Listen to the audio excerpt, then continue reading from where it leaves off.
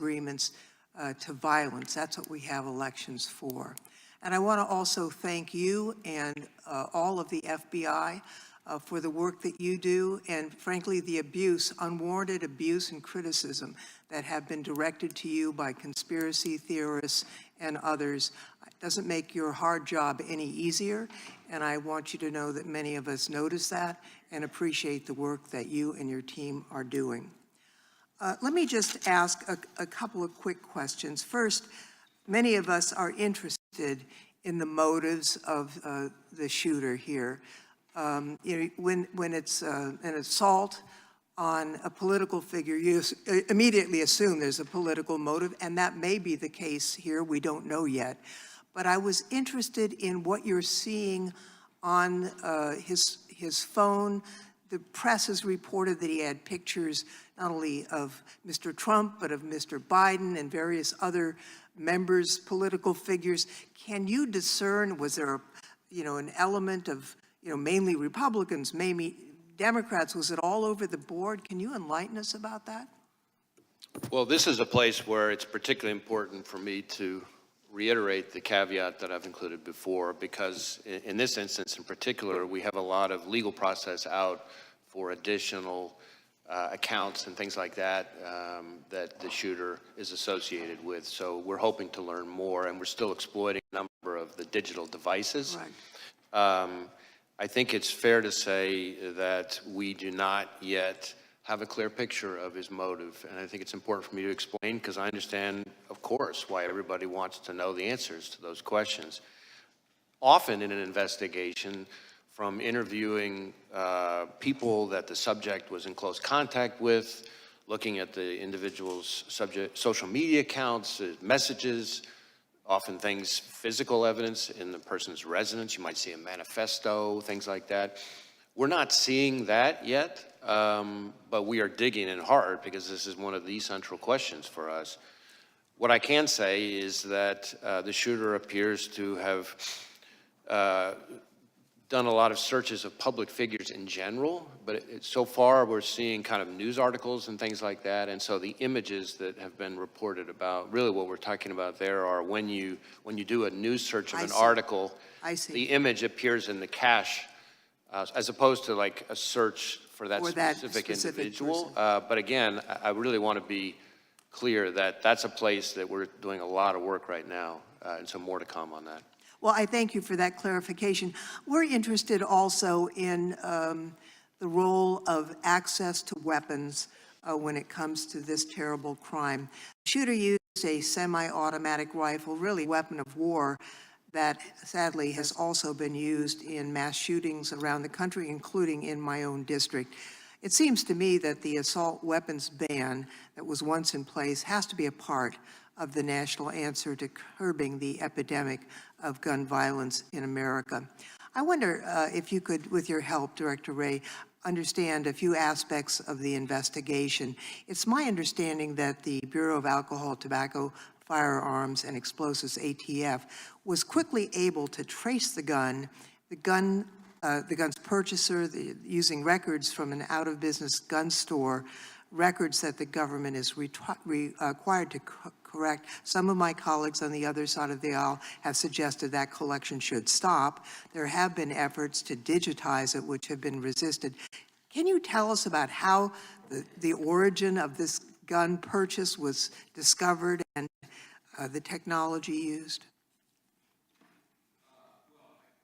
I guess what I can say is we located a number of firearms associated with the shooter and his family. I think it was a total of, 14 in the house. The weapon that he used for the attempted assassination was an AR-style rifle that was purchased legally, that he, is my understanding, acquired, bought actually from his father, who was the one who originally bought it, again, legally. Thank you, Mr. Chairman. My time has expired, so I yield back. Gentlelady yields back. Gentleman from California is recognized. Thank you. Director, I'll try to ask questions that are answerable too. I think that's been done pretty well on both sides. you do the advanced threat assessment and deliver that information as to the general threat and then specifics as to protected people to the Secret Service. Is that correct? Well, sort of. The Secret Service does a threat assessment, but they're doing that based on intelligence that they receive from a number of sources, including, of course, the FBI. So we share, whenever we have threat information related to a particular individual or a protectee, then we share it with the Secret Service at a number of levels. So you're a participant, but ultimately the responsibility for threat assessment as to these individuals belongs to the Secret Service. Well, again, the threat assessment for the individual belongs to the Secret Service, but we are an important part of that because we share threat information, if we have any. They get threat information from a variety of sources. So, and you get them from that same variety of sources. They've got no sources that are excluded from the FBI, do they? Well, I don't know. I'm not aware of any that are excluded from the FBI, but they may receive information that comes directly to them that didn't come to us. Sure. Okay. Director, do you believe that former President Trump was a high-risk threat under your assessment? Well, I believe that former President Trump, really, frankly, like any president or former president, is a very high-profile figure and attracts a lot of, unfortunately, of the kind of threats we've been talking about. It's fair to say, not on a scale of 1 to 1,000,000 with little nuances, but on a scale of 1 to 10, President Trump's risk was very similar to a current president, very similar to, because he was the presumptive nominee and leading in the polls and so on, that he was a high risk by any standard. Is that correct? Certainly, there's a reason why he has so much protection around him. Okay. Robert F. Kennedy Jr., the son of assassinated senator and the nephew of an assassinated president, would you say he was also, as a presidential candidate, at significant risk? Again, I think any presidential candidate raises some level of risk. It might vary from candidate to No, but it's clearly a risk. Okay. In a nutshell, the day before this attack, President Trump was documented not to have gotten on multiple occasions from the Secret Service what they asked for. The day after, it looks like they're getting more. The day before, RFK had been denied by the president multiple times, Secret Service protection. The day after, he now has it. So now my question is the actions of a 20-year-old with a lone gunman on a roof sufficient to change the risk assessment in your mind for President Trump and RFK, or are we just realizing the threat that was always there and being more appropriate in matching it? And I know that's a little vague, but you've been at this for a long time. Hindsight is 20/20. Now that we have hindsight, is it fair to say that giving Robert F. Kennedy Jr. security, upping the security, including drones, overhead support for the president, these are all things that in hindsight should have been done the day before? Well, let me try to answer your question this way. Of course, as I said, the assessments of the level of security to be provided to individual protectees. No, I understand it's a Secret Service decision. But what I would say to you is that, and I've been saying for quite some time, including in front of committees of this Congress, that we are in an elevated threat environment, and we have been for some time. And that comes from a variety of quarters. It is, quite frankly, a dangerous time to be a prominent public official. And in regards to that, the other side has spent a lot of time talking about what people on the right have said. But there was an attempted assassination on a Supreme Court justice. We have had the highest-ranking senator on the other side of this body saying that there were actions, that they were accountable. We have had multiple members of Congress in both the House and the Senate berating the character of members of the Supreme Court as a result of their decisions made, both, sometimes 6-3, sometimes unanimous, whatever. Are those comments, not any one of them, but are those comments and the generation of that sort of, oh, this guy's bad for democracy. This Supreme Court justice is a threat to democracy. Is that the kind of thing that raises the threat level, and would you caution against that? Well, I do believe that we've seen an increase in threats of violence, which again, that's the FBI's lane, not rhetoric, no matter how despicable or heated it is, but violence and threats of violence. We have seen an uptick in threats towards judges, among other prominent public officials, including, as you say, a case that we helped investigate involving a threat to a sitting Supreme Court justice. An attempt. An attempt. Yeah, thank correct. you. Right. I think it's a reflection of a broader phenomenon that we are seeing in this country, where people, again, very passionate, I respect that, very angry, I respect that, but there's a right way and a wrong way to express yourself when you're angry. And violence and threats of violence just can't be it. And that's where we fit in. It's not my role as FBI director to call out, particular people's rhetoric. There's a place for that, but that's not my role as FBI director. But when it turns to violence and threats of violence, that has to be treated as unacceptable, and that's the way we look at it. Thank you, Mr. Chairman. I yield back. Director, when did the FBI learn that Iran was threatening President Trump's life?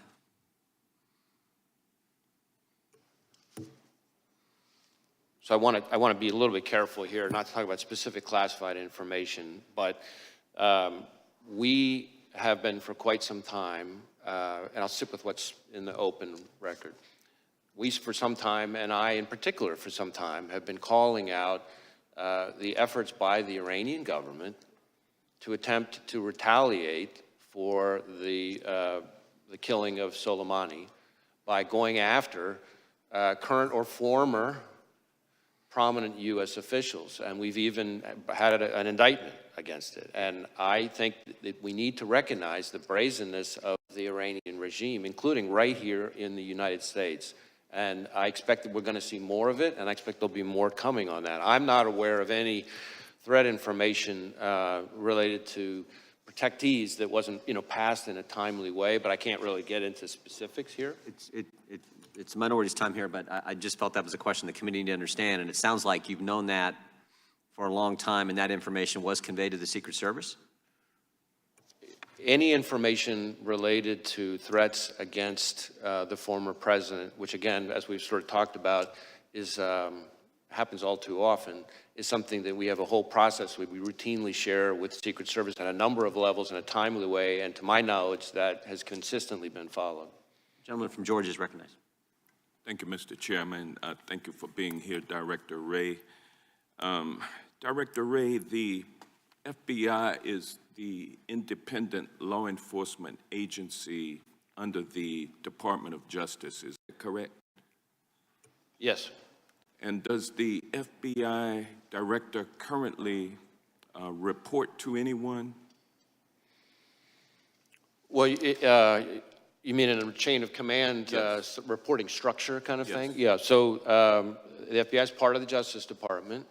On the org chart, you would see that the FBI director, and this has been true for decades, reports to the Deputy Attorney General, who reports to the Attorney General. Obviously, reports in a communication sense, I report to any number of people. As opposed to a micromanagement reporting system. Correct. And you would take issue, would you not, with any proposal that would change or alter that chain of command and place you or place a FBI director in the position of reporting directly to the president? Would you not? You would oppose that? I don't think that would be a wise reporting structure. I think the structure that we've had for decades now makes sense. I think there's a difference between independence in a sort of organizational structure perspective and independence in terms of the way you do the work. Obviously, the FBI is part of the Justice Department. Well, reporting directly to the president would eliminate your independence, would it not?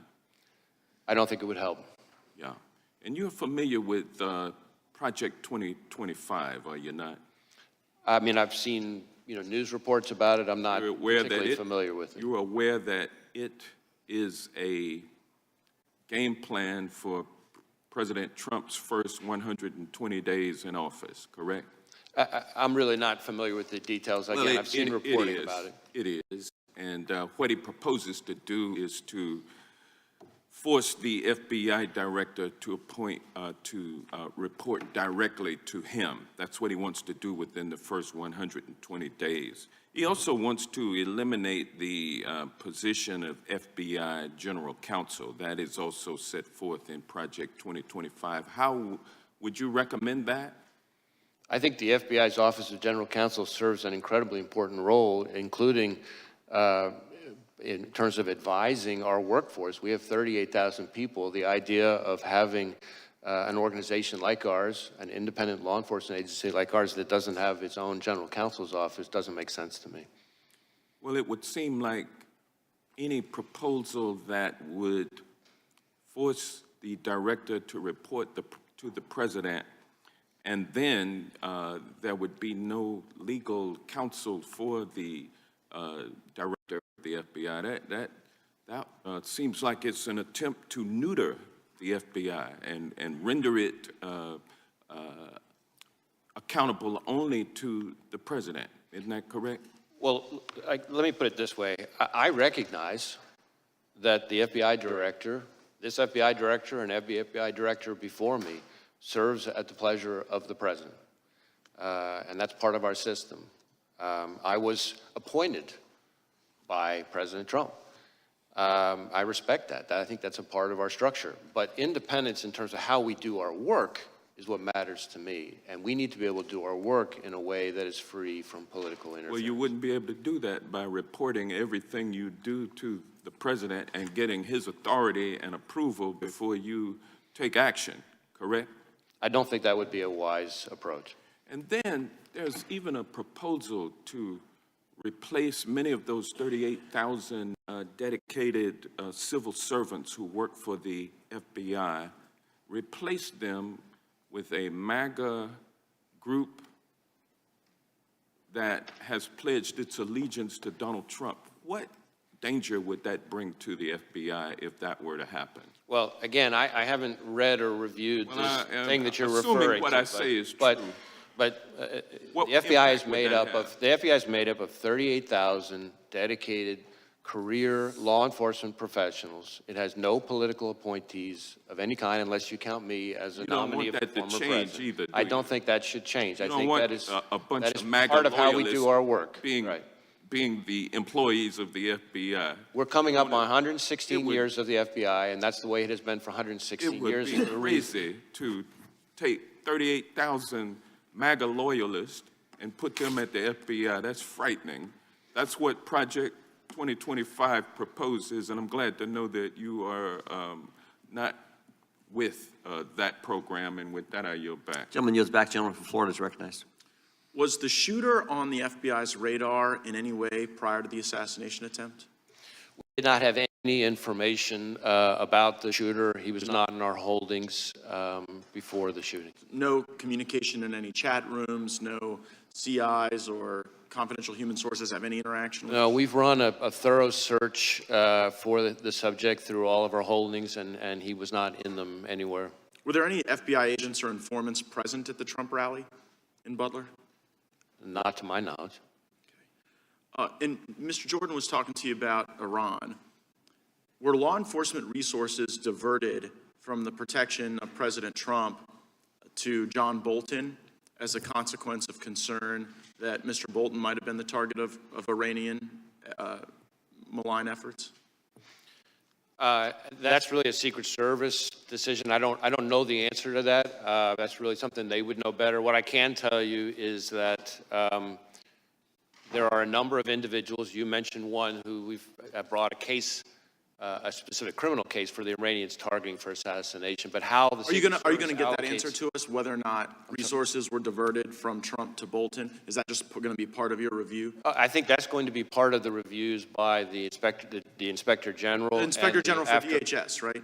Of DHS Right, and the and the outside Got it. panel. And I think after that's an important point because the Inspector General for DHS has really fallen out of favor with the administration because he's been pointing out all the problems on the border with Mayorkas and Biden, and we're always kind of worried that they're about to fire him, which would be a really bad idea now that this role that you've identified is so critical. Be a bad idea to fire the IG for DHS during the pendency of this, right, Mr. Director? I don't think that would be a good idea.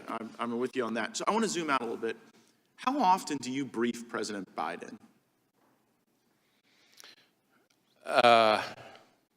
You mean on this No, just specific generally. case? No, in your role as FBI director. I mean, I don't know that I could give you a number. Is it like weekly, monthly, daily? It's not at a regular cadence. There have been times when there have been months at a time when I haven't, and then there have been times when several days apart I have. It's always with other people. The vice president, is she typically there? Often has been. Okay, so when did you notice his decline? In my interactions, in my role, all my interactions with the current president have been completely professional. Right, but I mean the cognitive decline. I'm not saying he treated you unprofessionally, just maybe not picking things up as quickly as he used to.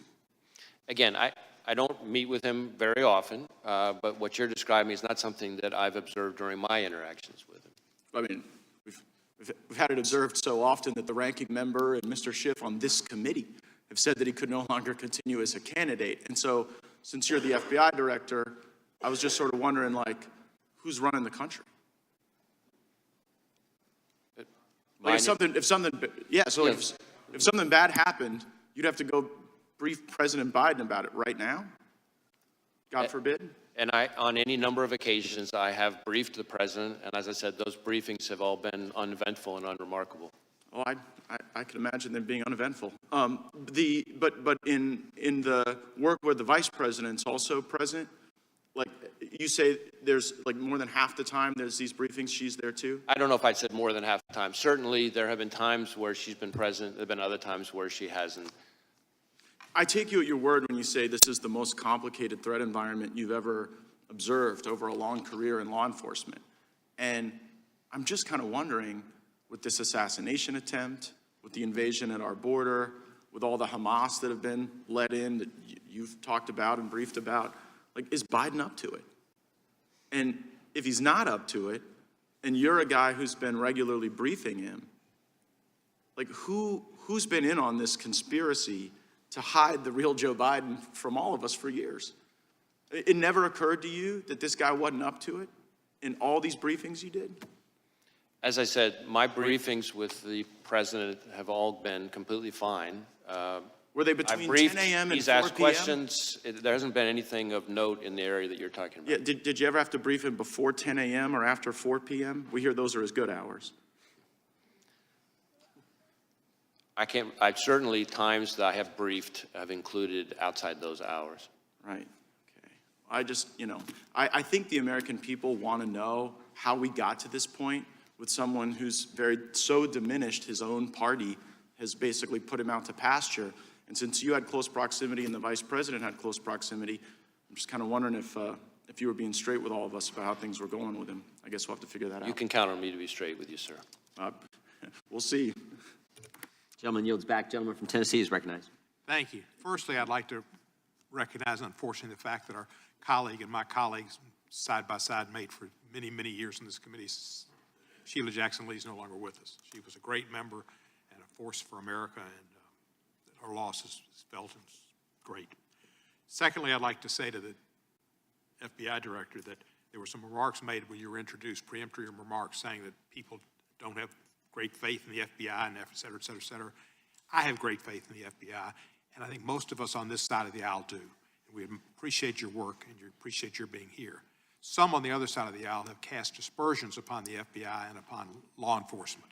And if they don't want to support law enforcement, that's their business. But I support law enforcement, and the FBI is the top rank of law enforcement in our country. So I thank you and all of your people that work with you. Secondly, there's been some questions about the FBI maybe being weaponized. Did President Biden ever ask you to get involved in the case in Orlando, Florida, where Kevin McCarthy says that Mr. Gates is investigated for some sexual involvement with a 17-year-old girl. Did the president or anybody in the Democratic Party, as Mr. McCarthy has suggested, weaponized you and tried to get you involved in that case? No, sir. Good, thank you, just wanted to make sure of that. Butler, Pennsylvania, I read something about a ladder. He used a ladder to get up on that roof, and that the ladder was found somewhere a distance away. Is that true? So we do know that he purchased a ladder.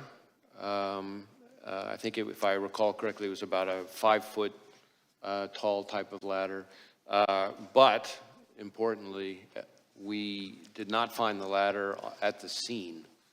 So it's not clear that he used the ladder to get on top of the roof. So you don't think we're the ladder... still digging into all that, things related to the ladder and his access to the roof. But he did buy a ladder, but the ladder was not found at the scene. Ladder didn't have any feet on it. It didn't walk off. Oh, yeah, right. Thank you, sir. There have been a lot of threats against public officials. We've seen Mr. Scalise terribly shot, and we saw Gabby Gifford shot, and other Congress people, and many of us have had death threats. And the FBI has, I think, been made aware of those to help protect us, and I appreciate that greatly. But we've also had election officials and poll workers threatened. What is the FBI doing in consultation with other law enforcement to ensure every eligible voter can safely and confidently cast a ballot this year? So when it comes to threats to election workers in particular, we participate in the election threats task force that DOJ set up. We also, and there have been quite a number already of arrests and convictions under that task force. We have got a number of investigations underway that involve all kinds of threats to election workers, ranging from online threats to, there was even some mailings that included fentanyl.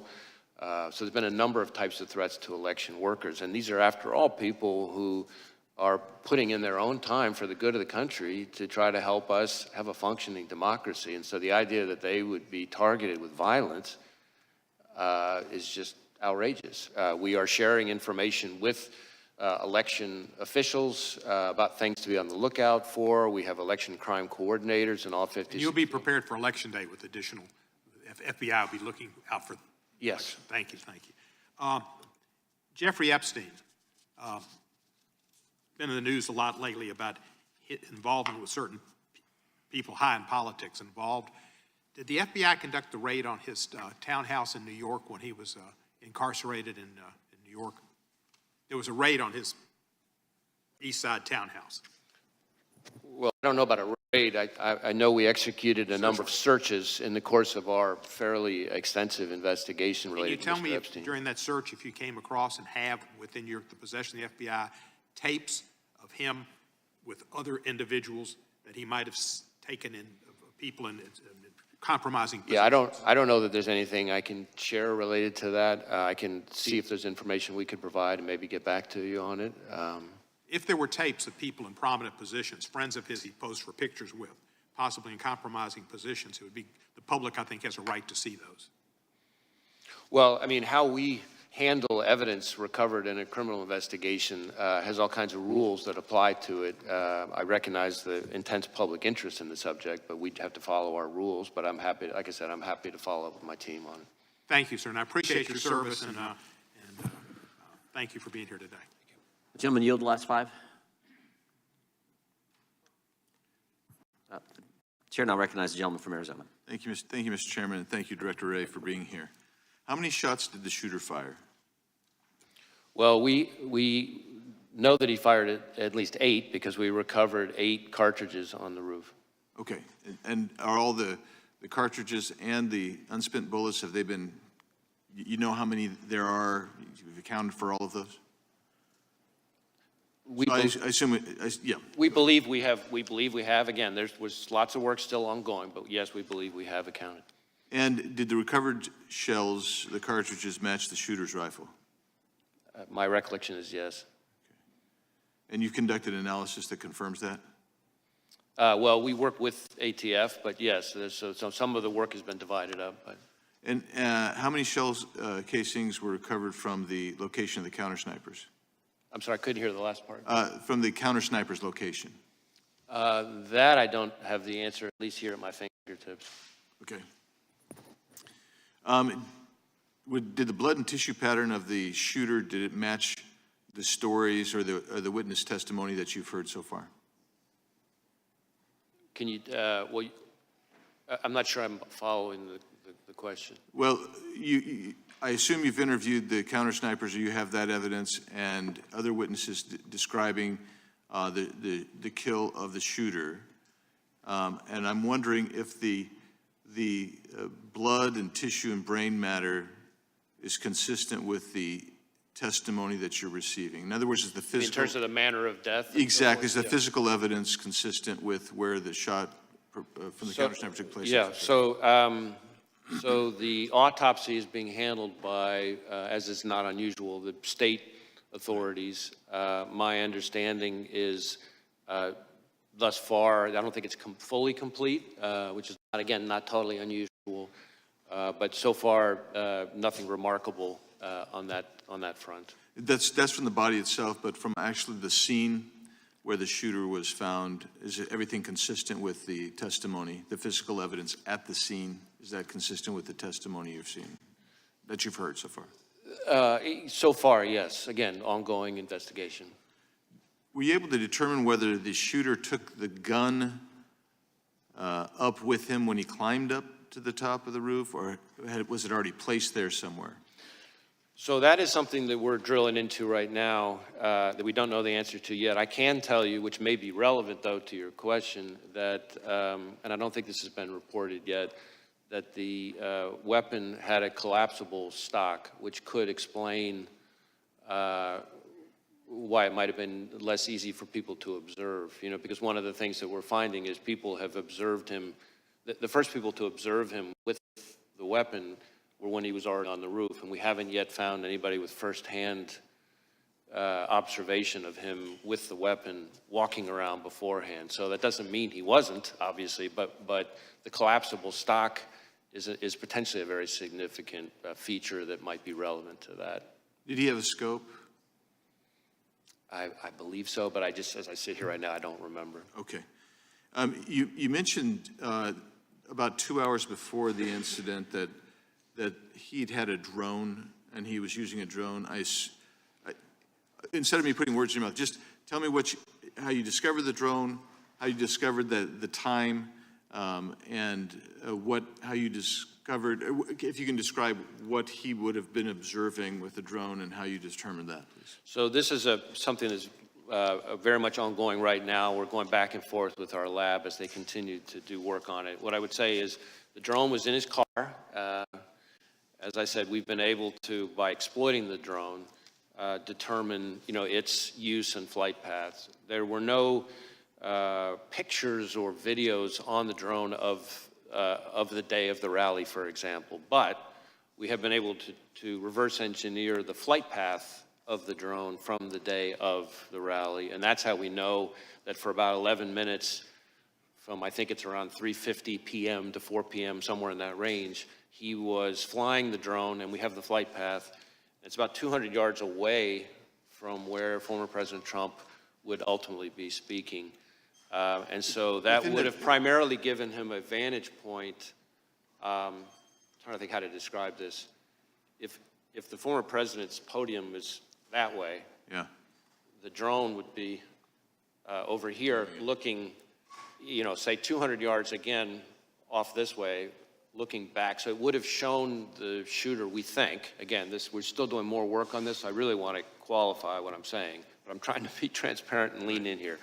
We think it would have shown him kind of what would have been behind him. But when you say behind him, behind the shooter? Correct. Like, in other words, almost like giving him a rear view mirror of the scene behind him, except again, he wasn't flying it overhead while he was later back for the assassination. But he would have had, with the drone, he would have been able to also assess kind of what, because the stage, I assume, was already set, he would have been able to assess that angle with the rooftop as well, forward and backward, I assume. Well, certainly going towards the podium. Again, we're still trying to figure out exactly what he saw, because we're having to, in effect, because there's no recording of what he saw during those 11 minutes, our hypothesis at this point, the experts think he would have been live streaming it And so we're trying to, in effect, say, okay, if this was the flight pattern, given these capabilities of the drone, what would you have seen? What could you have seen for those 11 minutes? And again, it wasn't over the stage or the kind of the hub of the rally. It was about 200 yards away, but it looks like it would have been looking, let's say, length of a football field or so, more, kind of towards the podium. Great, thank you, Mr. How many separate times was the shooter on the premises? So again, with the caveat that we're continuing to do work on it, we believe that the first time he traveled to the grounds was, I think, a week before, and he spent roughly 20 minutes there. Then he went to the grounds again on the morning of the event, it appears, for about 70 minutes, I think, but again, I qualify that. I'd have to go back and look to be sure of that part. And then he came back in the afternoon, so that would be, I guess, a third time for good. But that included things like this drone activity we just talked about. Gentleman from California is recognized. Thank you, Mr. Chairman. Director, thank you for appearing. Thank you for the extraordinary job that you're doing. Please convey our thanks to the men and women at the Bureau for their incredible work. I've worked with them since I was an assistant U.S. attorney more than 30 years ago. Let me start with a threshold question I'm curious about. When I applied to be an assistant U.S. attorney, I had to go through a background check. Do candidates for the FBI have to go through background checks? Yes. Would someone with dozens of felony convictions survive a background check for the Bureau? No. So they would never be hired by the Bureau? No. Well, clearly the Bureau has, you don't have to comment on this, I know you won't, but clearly the Bureau has higher standards for their hiring than one of America's great political parties. Let me turn to the events of the tragic shooting.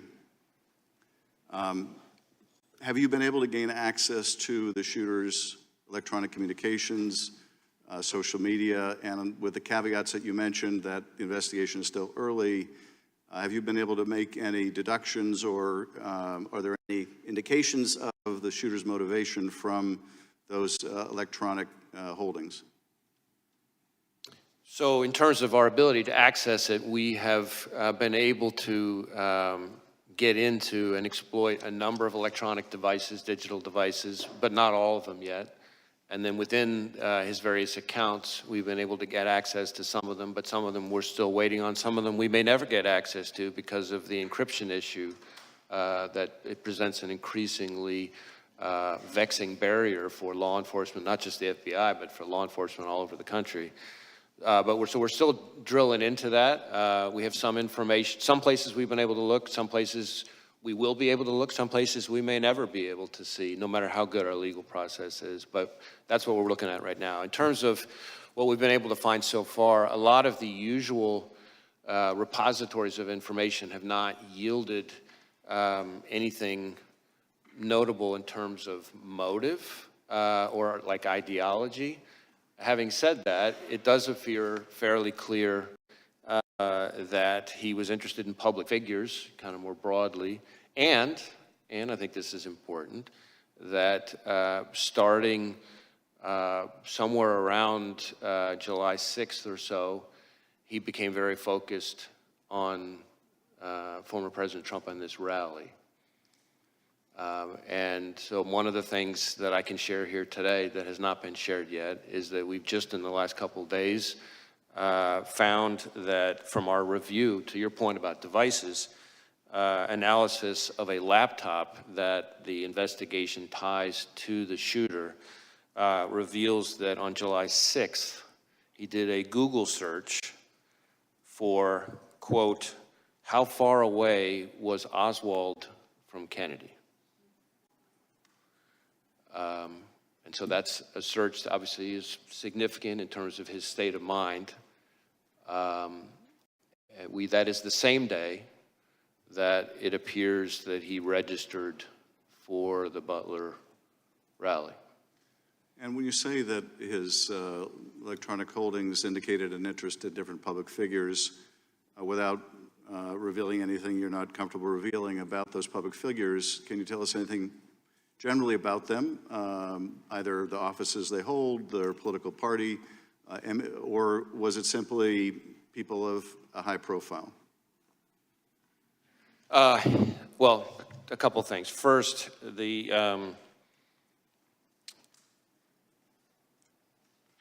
images that we've recovered so far from, I can't remember which of his various devices, appear to be what we call cached images from searches of news articles. So if you do a news article search, of course, if there are photos on it, those photos get stored automatically in your cache, as opposed to me searching or him searching for a specific person and getting up images of that person. As far as the pictures that are like that, there doesn't seem to be a whole lot of rhyme or reason to it so far, other than these are, all prominent public people, but they cover both parties, they cover both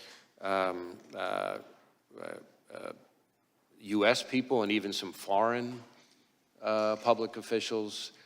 So that part doesn't appear to, that one repository of information doesn't appear to be overly indicative of motive, other than interest in public figures, but that could be just because he was reading news stories. So we're still trying to drill into that. That's why all of these outstanding legal process returns that we're waiting on for various accounts, platforms, et cetera, any one of them could be one that would have very indicative, very important information. If I could be permitted one very short additional question, Chairman.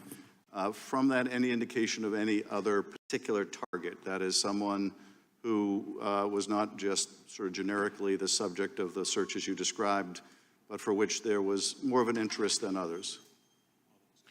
There's the information I just described at the moment does not appear particularly indicative of targeting in its own right. But again, that dot, once we get other information, could connect in a way that might be more meaningful. But I'm sharing that piece of information with this committee and with the American public, but I think it's important that we put down a qualification. This does not appear to be some kind of target list or something like that. This is cached images from running searches of news stories. And again, there's nothing at the moment, there's no pattern from that particular piece of information that is overly remarkable so far. Thank you. Thank you, Chairman. Gentleman yields back. Gentleman from California is recognized. Mr. Director, you previously told us that you consider the situation on the southern border to be a massive security threat to our country. Is that still your assessment? I stand by my prior testimony, and in fact, just in the last month or so, we've done, conducted a significant series of arrests. I say we, our Joint Terrorism Task Force is working with ICE of a number of individuals with suspected international terrorism ties, and I have also been very vocal about the fact that and this is really since the last time I appeared before you, that we are increasingly concerned about the possibility not just of a foreign terrorist-inspired attack, which is very much a concern, but even the potential for a coordinated foreign terrorist attack, perhaps like what we've seen against the concert hall in Russia, for example, but just here in the United States. Well, the 19 suicide bombers who overstayed visas were responsible for 3,000 American deaths on 9/11. What's your best estimate of the number of foreign terrorists who are now in our country? I don't know that I could give you that number. What I can tell you is we have lots of foreign terrorism-related investigations, but that doesn't mean that all of them came in, illegally or anything like that. It seems to me that the simplest act of terrorism would be for dozens of guerrillas to attack low-security, high-density venues, for example, Friday night high school football games all across the country at the same hour with bombs and automatic weapons. That would produce thousands of casualties from coast to coast in a matter of minutes. How likely is such a scenario?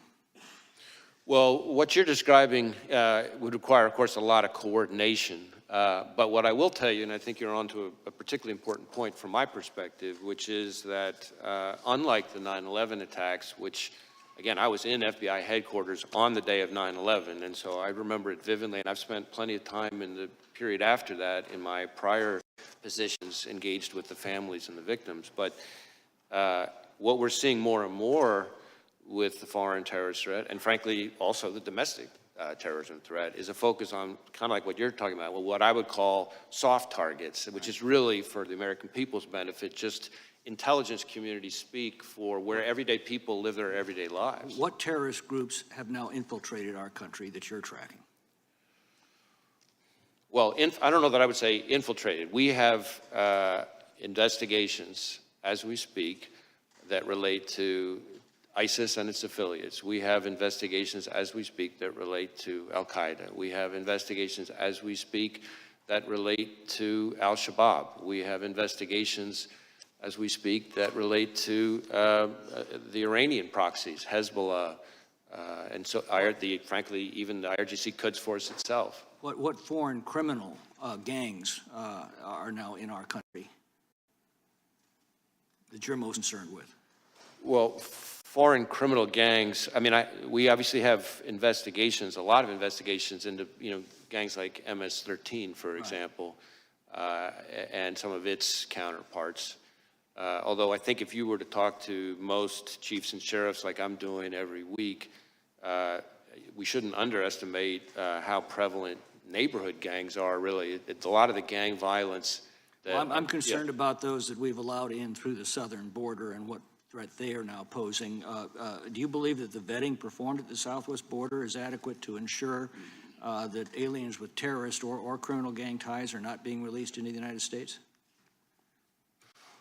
Well, it's not really for me to speak to the vetting. What I would tell you is that... you have to deal with it once they're released into the United States. And one of the concerns that I have, which I touched on briefly in my opening, is there's been a lot of focus on the number of known or suspected terrorists encountered at the border, and that number has increased over the last 5 or 6 years, and that should be of concern.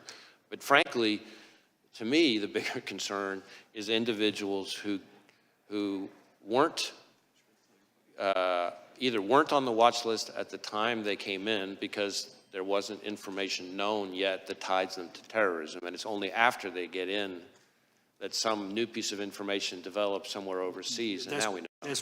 That's a bigger concern. We've been warned that they basically vet against a blank sheet of paper. If they don't have a record in this country, Border Patrol probably doesn't have any record. They're released into the country, and you find out later of the dangers. Or if they use fake documents and there aren't biometrics to connect them. Sometimes there are people who come in who, because of the nature of the threat information that puts somebody on the watch list, there wasn't, fingerprints from the person at the time, because not every piece of intelligence comes with fingerprints. So then the guy comes in using fake ID, and of course, there's no reason to connect them. And of course, the 2 million gotaways you know absolutely nothing about. Exactly. Well, I don't know about absolutely nothing, because we may come across them in other things. I mean, one of the key parts of our collective defense here is that we work with 800,000 sworn law enforcement across the country, and we train them on the right questions to ask and things like that, so that we can build in additional eyes and ears if they, do a traffic stop or whatever happens to be. We run a greater chance of leveraging all that to pick up people who may have slipped through the cracks. Gentleman yields back. The gentleman from California is recognized. Director, we're about 100 days until the election.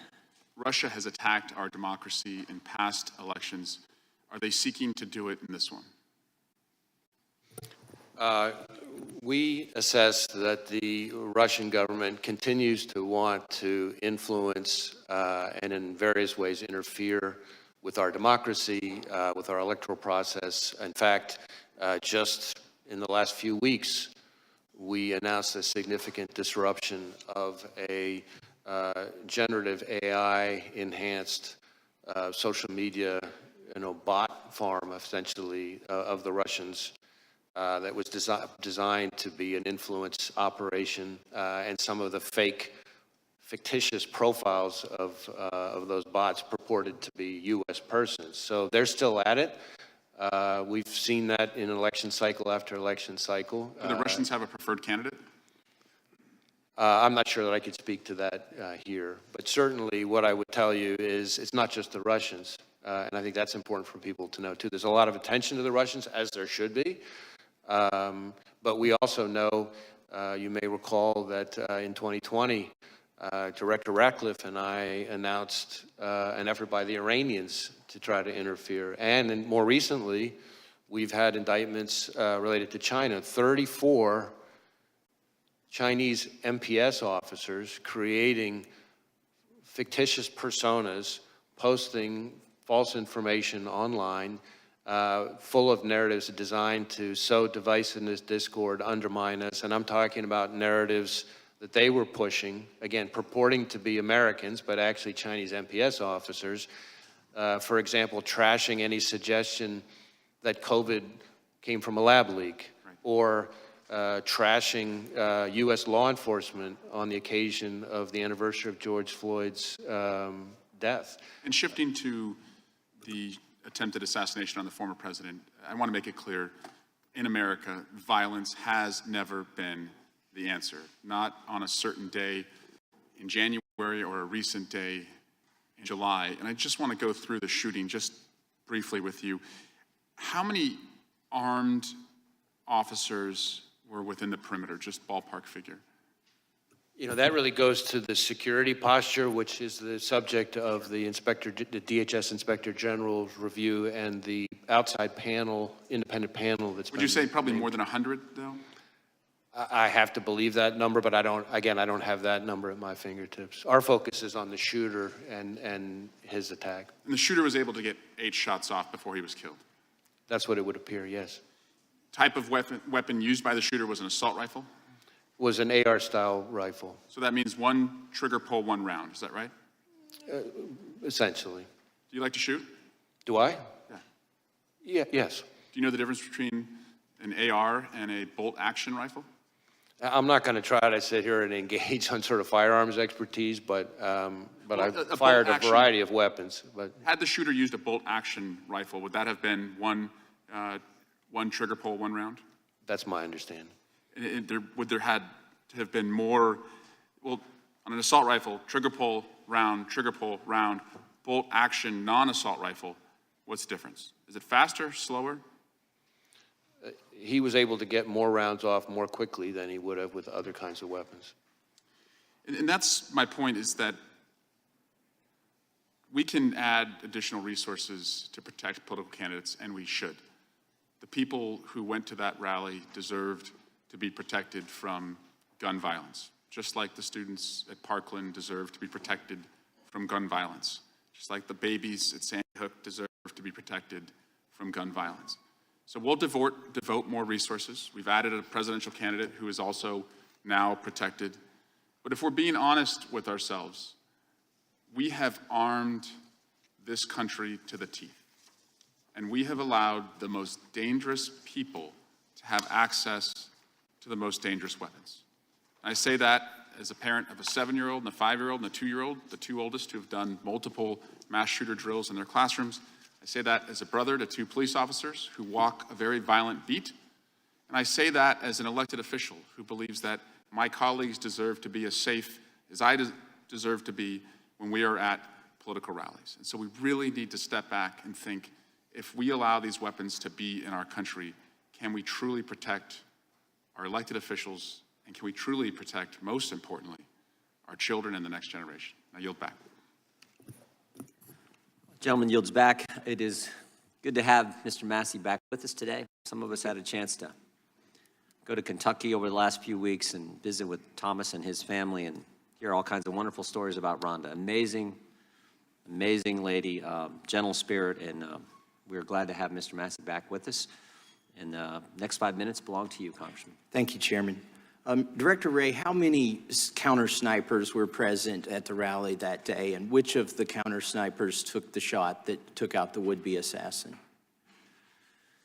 I don't have the number of counter snipers. I know it was the Secret Service counter sniper who took the shot that eliminated the shooter. And we've conducted a number of interviews, including of him. So was it one of the 2 that we see in the videos on top of the roof, or was it a different location that shot was I'm afraid I don't have that at my fingertips here. Okay. You mentioned that the would-be assassin bought a 5-foot ladder. You have credit card evidence of that. But it looks like on the scene there was a larger ladder that he might have used. Do you know which ladder he used to get to the roof? And do you have possession of that 5-foot ladder and the other ladder? And do you know how the taller ladder got to the scene? So this whole business about the ladder is something we're drilling into more. We do have possession of the 5-foot ladder that he purchased close in time to his attempted assassination. That we've traced the purchase of that ladder from a receipt, a bloodied receipt that he had on him at the time his body was recovered on the roof. We do not yet know for sure how exactly he got up on the roof. We're looking at, various forensic pieces to try to kind of piece that together. So more to come on that. Do you know where the 5-foot ladder was found or retrieved? Was it near the roof or was it still in his vehicle? Neither. I don't have it in front of me, but I know that it was not. I know that it was not on scene, and I know that it was not in his vehicle. But we can circle back to you and get Okay. to that. Is there any evidence at all that he may have been in contact with somebody else before this occurred that may have had any prior knowledge or may have helped him plan this event? Well, needless to say, that is a question that we're intensely focused on because that would obviously be incredibly meaningful. So far, underline, so far, we have not found any evidence of any accomplices or co-conspirators, foreign or domestic. And you're using geolocation data to see if his cell phone was near another cell phone, I presume? Right, we're doing lots of different kinds of cellular analysis, geolocation stuff, looking at his accounts. He, from everything we've seen, which is consistent with what we've learned in interviews, a lot of people describe him as a loner. That does kind of fit with what we're seeing in his devices. His list of contacts, for example, is very short, compared to what you would normally see from most people. So it doesn't appear to be a whole lot of interaction between him, face-to-face or digital with a lot of people. Okay, thank you. That doesn't mean there's not any, and that's why we're drilling into. We're trying to talk to anybody who's had any engagement with him whatsoever, digital, in person, classmates, coworkers, Right. et cetera. Appreciate that. And now I want to talk about another possible assassination attempt. And I'll start by showing a video of President Biden. And this is from recently. This is in the last month, we can play that. Gallows erected to hang the Vice President, Mike Pence. I think it's fair to say it's one of the darkest days in the history of America. Okay, and he's referring to January 6th. Were there gallows erected to hang Mike Pence, as the president says here? I'm not aware of any physical gallows. I can't remember whether from a demonstration perspective, there may not have been some kind of replica or Yeah. symbol of something like that. That's my impression. Can we show, can you raise that up so you can see it? It looks like there was some kind of prop that was built. The construction doesn't look like it lends itself to actually hanging somebody. It's more of a prop, I think, as you suggested, that was erected on January 6th. But if the president were correct, that these gallows were erected to hang Mike Pence, that would be a very serious allegation, wouldn't it? I would take it very seriously, yes.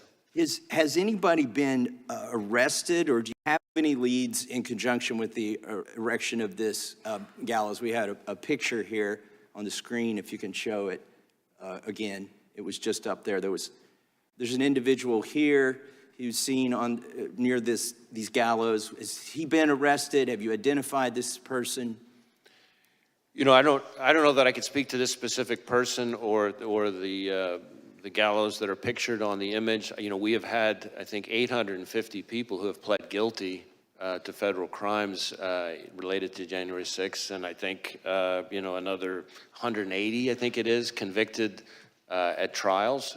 So And it's- I can't be sure. And some of them merely for going into the Capitol, but here the president suggests that individual intended to hang Vice President Pence, which seems like kind of a wild claim myself, given the construction of those gallows. But if we are to take him seriously, or even if we aren't, let me just finish by saying this. If you have no leads or you're not sure if anybody who erected those gallows was arrested or is being investigated, were there any confidential human sources involved from the FBI or any other agency in the erection of that prop, those gallows? I'm not aware of anything like that. All right, thank you, I yield back. Gentleman yields back. Gentlelady from Washington is recognized. Thank you, Mr. Chairman. Welcome, Director Wray. Political violence of any kind is dangerous, unlawful, and totally unacceptable. Just as we all watched and then unequivocally condemned the attempted assassination attempt on our former president, I wish that we could all come together to unequivocally condemn the act of political violence on January 6th, instead of defending props that were used that were harmful, dangerous props of gallows, attempting to show what people wanted to do to Vice President Pence. Extremists attempted to subvert our democracy in the worst assault on the U.S. Capitol since the War of 1812. Many of us were trapped in the gallery that day. We feared we would not make it out. Insurrectionists were chasing down former Speaker Nancy Pelosi and then Vice President Mike Pence. And I myself have been the direct target of political violence when an armed man with a gun showed up at my door, threatened me and my family, and we actually ended up having to move our home. So I understand the increased tenor of political violence that is racking our country. It has been on the rise, fomented by violent and dehumanizing rhetoric from top public officials, including the former president and members of Congress, sadly, and bolstered by the proliferation of easily accessible guns, including assault-style weapons. All of this violence is unacceptable, and I wholeheartedly condemn it. I just hope we condemn all of the violence, not just one or two incidents. Mr. Wray, today I want to focus on the role of the FBI and the need for the Bureau to remain politically neutral and independent.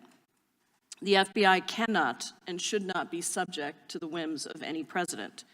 The majority apparently doesn't think that the FBI needs to be politically neutral and independent. They want an FBI subordinate to the president, not accountable to the American people. That is one part of a larger plan to undermine our democracy, to remove the checks and balances that have protected us, and ultimately to subvert our freedoms.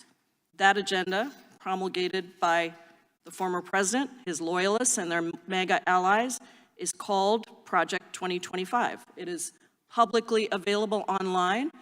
I encourage everyone who's watching this to Google it. It includes plans to undermine every part of our government, including the FBI. Trump's Project 2025 agenda says that the director of the FBI must not be independent of politics, but instead must do whatever the president orders. Under Trump's Project 2025, Trump loyalists would undermine the non-political and independent structure of the FBI. Project 2025 openly calls on the next conservative administration to support, quote, a vast expansion of the number of political appointees in every office across the DOJ, especially the FBI. And so, Mr. Wray, given your extensive experience as a law enforcement professional at DOJ across multiple Republican and Democratic administrations, why do you think it's important that the FBI maintain political independence from the president?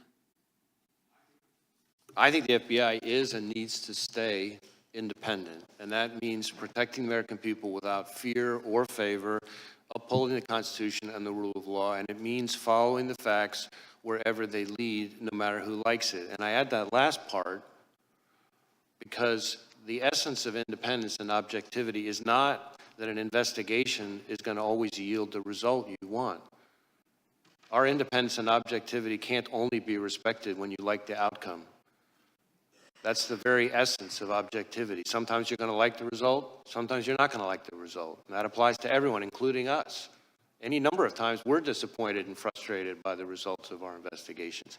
But the alternative is an erosion of the rule of law, where the only thing that distinguishes one investigation from another is power. And that's what you see in some authoritarian countries around the world. So I'm not familiar with this particular No, I didn't ask you to Project comment on that. 2025 thing. I don't know. know anything about it, but what I can tell you is, from my perspective, the FBI needs to be functioning as independent. Doesn't Thank mean you. it's not part of the executive branch. It doesn't mean the FBI director doesn't serve at the pleasure of the president, but it does mean that the way we do our work Has to be objective. has to be independent. Yeah, thank you. I have another question about the role of attorneys at the FBI Office of General Counsel. How do we protect that work?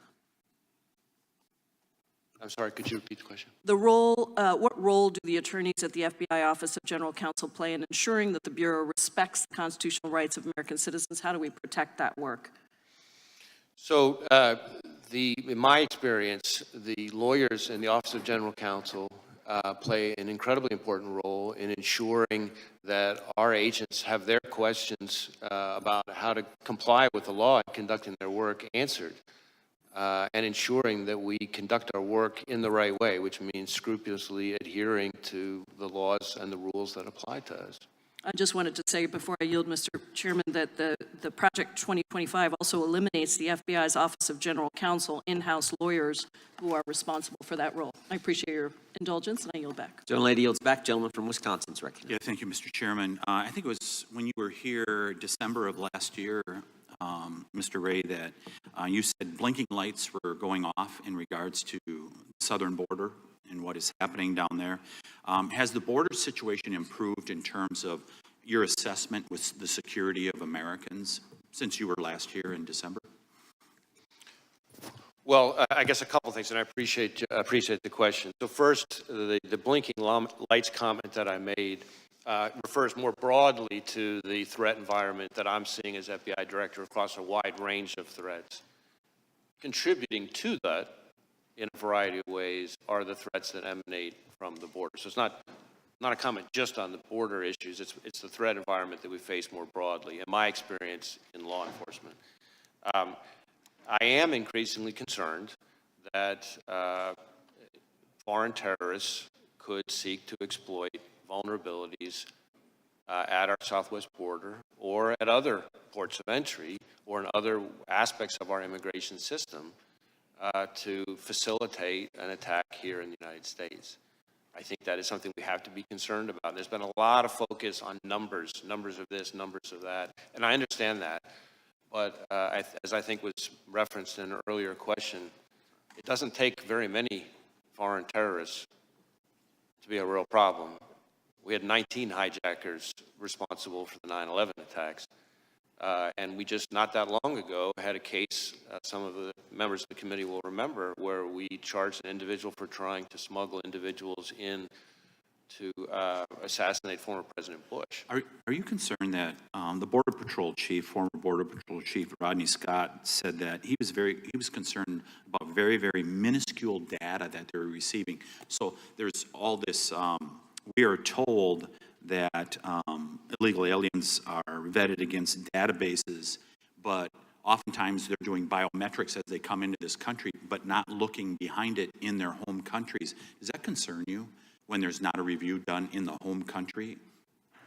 Well, we certainly need as much help as we can get from the countries of origin of these people. When I say origin, not just where they come from originally, but countries they've come through.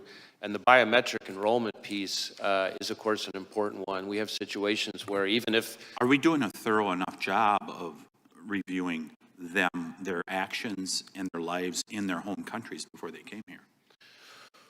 Well, I mean, we need more help from our foreign partners. There's no question about that. And I think that's an important part of it. How about our domestic partners like the CIA and others that are supposed to protect us?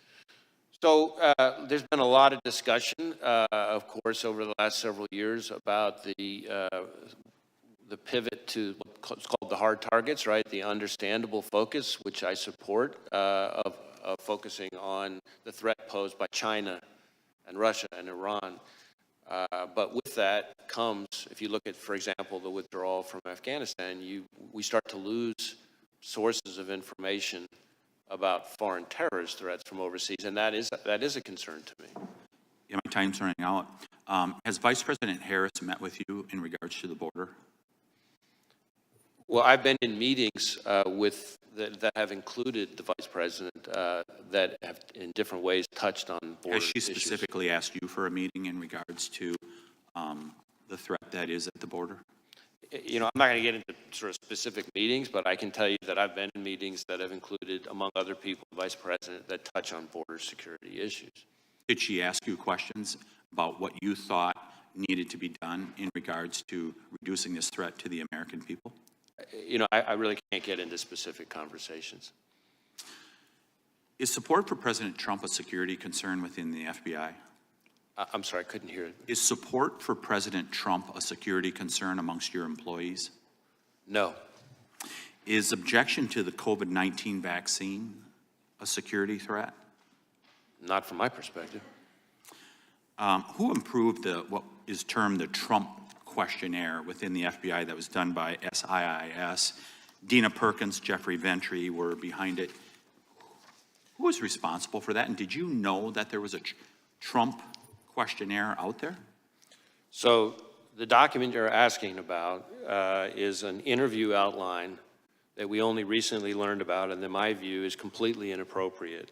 I asked my team to get to the bottom of what happened and to ensure that it doesn't happen again, and I've learned that it's not an FBI form, that its use was isolated, that it was created not by an FBI employee, but by an outside contractor, and that individual is no longer affiliated with the FBI.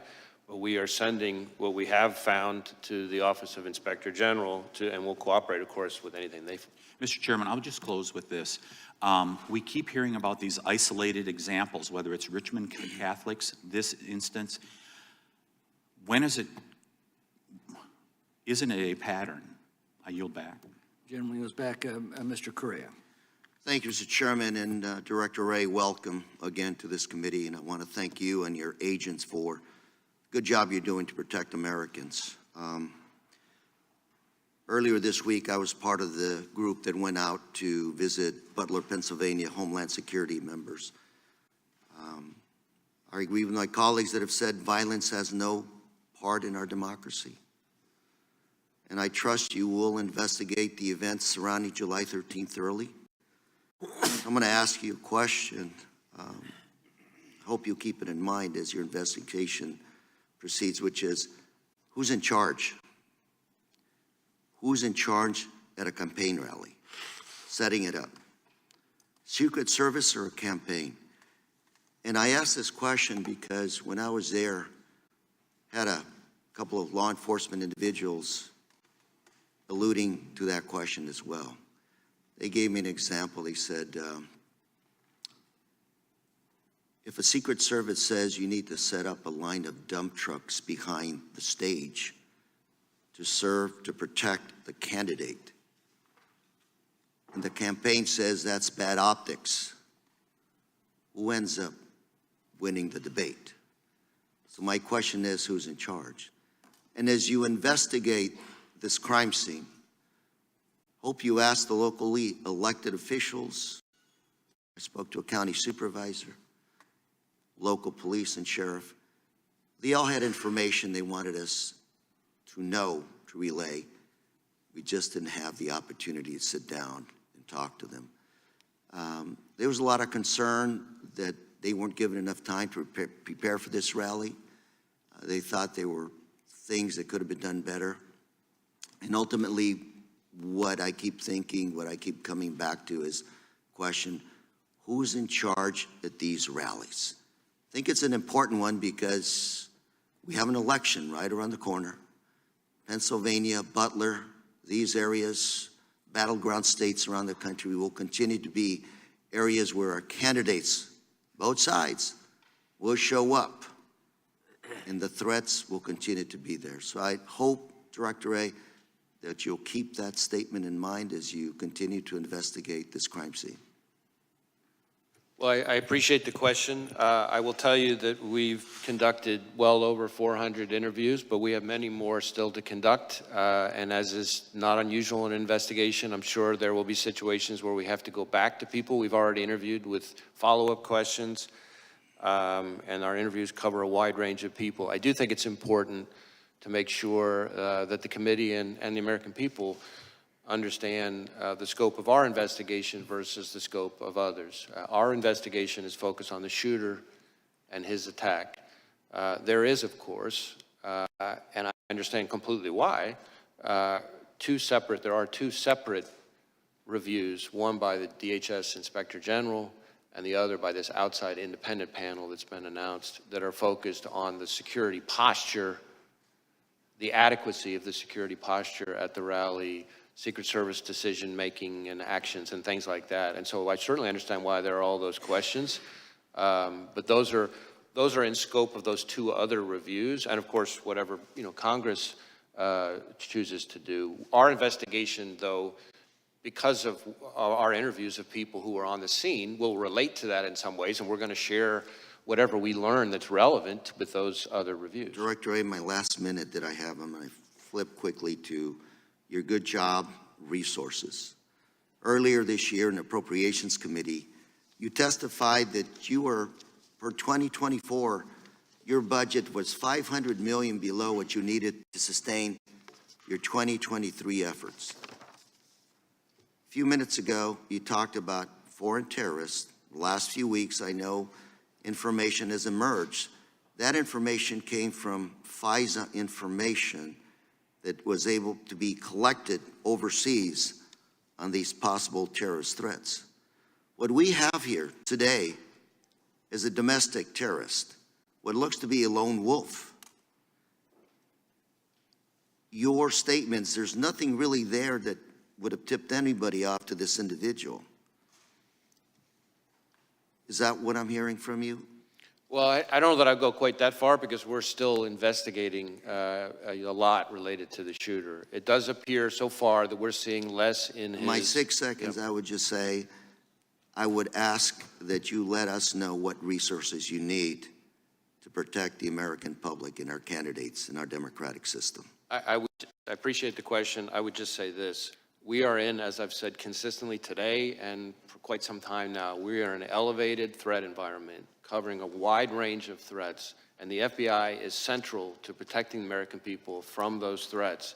And state and local law enforcement, who depend on us every day, rely on us for all sorts of services, databases, forensic support, training. I could go on and on and on. And a lot of those departments, unlike the FBI, have had a hard time recruiting. And so this is not a time to pull back on our funding because we're going to leave our brothers and sisters in state and local law enforcement twisting in the wind, and then by extension, the American people we're all collectively sworn to protect. Thank you, and Mr. Chair, I yield. Gentleman yields back. Gentleman from Texas, recognized. Thank you, Chairman. Thank you, Director Wray, for being here. When did you last speak with President Biden? I don't have the exact date, but it's been certainly since the, since the shooting. So you have spoken to the president since the assassination attempt on President Trump's life? Yes, sir. And what was the mental state of the president? We had a perfectly professional conversation. And are you, do you have any scheduled briefings of the president upcoming? Not at the moment specifically scheduled, no. In 2016 and 2015, top FBI officials infamously texted about, quote, their insurance policy to make sure Trump was never elected or inaugurated as president. Have any FBI agents texted, emailed, or expressed disappointment that Trump survived the assassination attempt or otherwise editorialized about the assassination attempt? I don't know about any agents. There have been at least 2 instances, I think, or 1 instance of an individual who posted something that I consider outrageous and totally inappropriate and unacceptable. And that individual has been referred to our inspection division, which is the arm, our sort of internal affairs investigatory arm that does the disciplinary process. Okay. Will you report back to this committee any other incidents? I'll do my best to share information with the committee. You testified earlier that the FBI maintains high standards irrespective of so-called diversity efforts. Is it true that in December of 2016, former Director Comey lowered the passing standards for Phase 1, allowing an influx of previously unqualified applicants to continue in the hiring process who normally would have been stopped back in December of 2016? Yeah, I can't speak to Director Comey's what were the changes. I can tell you that at least since I've been director, changes that we have made to. Well, we're standing on a specific question. Were standards changed? Phase 1, this is a specific part of the process. Were they changed in 2016? Well, I don't recall if they were changed in 2016. Obviously, I started, as your question presupposes, after that. What I can tell you is, since that time, we have made changes to various phases of the process, but none of them, this is important, none of them lowered the standards. In fact, if anything, they actually increased. Are you familiar with reporting that we have, and we've asked questions to you about this, I'm not sure the result of the questions, that to more, quote, easily accommodate a large pool of available applicants, FBI special agent hiring standards have been relaxed and requirements measurably lowered. This according to a group of former agents who have testified about this and written a report and submitted it to Congress. In addition, specifically, minority, people with 20-year careers, one in particular, a minority served for more than 20 years, wrote in this report and submitted it to Congress saying that these standards were in fact lowered, and that in fact, if you were hiring, you were moved off of hiring if you put quality above these kinds of DEI requirements. Do you reject this report? And do you have comments on this report? I haven't read. You're aware of the report. I'm aware of the report. I know that I've read every detail of it, but I can tell you that the claim that we have lowered our standards to be less selective and less competitive is not accurate. So do you believe these former agents are lying to Congress when they submit a report to Congress stipulating and suggesting otherwise? Or are you saying that they are lying? I'm saying they're mistaken. Okay, but they're affirmatively on the record. They're telling us and submitting a report to Congress saying that those facts are directly in contradicting what you're testifying here today. So I just want to be clear so we know we're saying that they are submitting evidence to our record to the contrary that you say is untruthful. I encounter all the time when I travel around the country and have conversations with our agents, and one of the things I try to do is have meetings with some of the longer serving agents without executive management. That's okay. My only question is and my point here's the implication is it's untruthful. So I need to move on. I got 1 minute left. Are you familiar with the case of Paulette Harlow? She's a 75-year-old elderly woman from Massachusetts with a debilitating medical condition. She was prosecuted for violating the FACE Act and sentenced to 2 years in prison. She has to go to Texas in 2 weeks. She was praying at an abortion clinic in Washington, D.C. The FBI interrogated and investigated her. Do you think it is appropriate for a 75-year-old woman who is praying at a clinic in D.C. to be put in prison for 2 years for that activity? Just a simple question. Do you think that's appropriate? I'm not familiar with the specific case. You're not familiar with that case. It's been significantly in the headlines, but you don't know how to comment on that case, that it's appropriate for a 75-year-old woman to be put in prison for 2 years for praying at a clinic. Again, since I'm not familiar with the case, I don't want to start weighing in because I don't know all the facts. But what I can tell you is that when it comes to FACE Act enforcement and abortion-related violent extremism, I think one of the things that gets lost, and I appreciate the opportunity to clarify it, is that really since the Dobbs decision, actually more of our abortion-related violent extremism investigations have focused on violence against pro-life facilities as opposed to the other way around. And we've had a number of investigations. We're using FACE Act resources and our JTTFs. We're still waiting on responses on letters that we've sent indicating the data to the contrary, that there's been significant amount of efforts in targeting of people who are pro-life versus who go to clinics, and that they've been prosecuted, like this case, a 75-year-old woman who is now going to jail in Texas for 2 years because she was praying at a clinic in Washington, D.C. And we've submitted questions on that, and I'd appreciate a response on it. I yield back. Gentleman yields back. Gentlelady from Pennsylvania is recognized.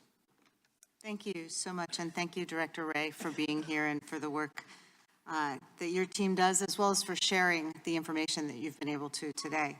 You just got a couple questions about that seem to imply that there was some problem with the FBI's diversity efforts, and certainly the 1950s version of the FBI was singularly Caucasian male agents, et cetera.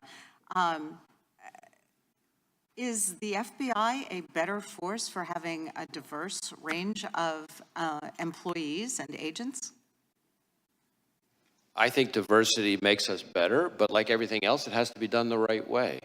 I think we can have a more diverse workforce and do it without lowering our standards, and that's, in my view, what we've done.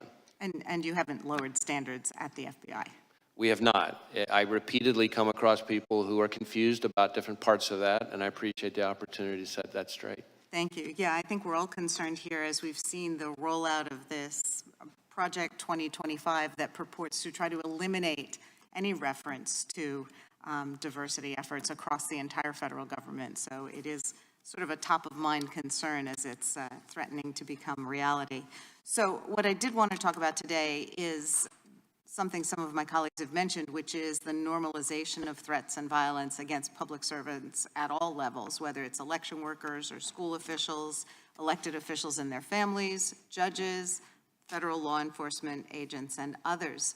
To be clear, I think it's very clear that the majority of Americans wholeheartedly condemn any sort of political violence and understand that it's not legitimate discourse and that it has no place in our civic life.